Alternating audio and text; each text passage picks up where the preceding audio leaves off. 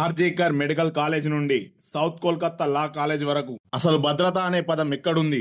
ఒక అమ్మాయి 24 ఏళ్ల లా స్టూడెంట్. ఆమె నమ్మిన కాలేజ్ గోడల మధ్య ఆమె జీవితం చెదిరిపోయింది.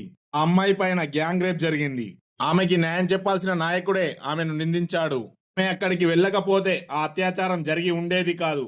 అక్కడికి వెళ్లడం ఆమె తప్పే అని టీఎంసీ పార్టీకి చెందిన మదన్ మిత్రా అనే వ్యక్తి అన్నాడు. మమతా బెనర్జీ గారు ప్రాణాలతో బయటపడిన అమ్మాయిని నిందించి రేపిస్టులకి రక్షణ కల్పించే రాజ్యంగా మారుతుంది మీ ప్రభుత్వం. మీరు తప్పును పక్కదారి పట్టించి కామ మృగాలను కాపాడుతున్నారు.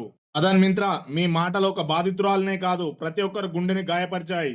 మీ మౌనం కంటే మీ మాటలే మరింత ప్రమాదకరంగా ఉన్నాయి. అమ్మాయి ప్లేస్ లో నీ ఫ్యామిలీ మెంబర్స్, మీ అక్కో చెల్లో కూతురో ఉంటే అలానే మాట్లాడతావా? Shame on your government Mamata Banerjee. ఒకప్పుడు సంజయ్ రాయ్ అనే వాడు, ఇప్పుడు వీడు, ఇంకొన్ని రోజులకు మరొకడు. అయినా కూడా మీ ప్రభుత్వంకి చలనం లేకుండా పోతుంది. Shame on your government.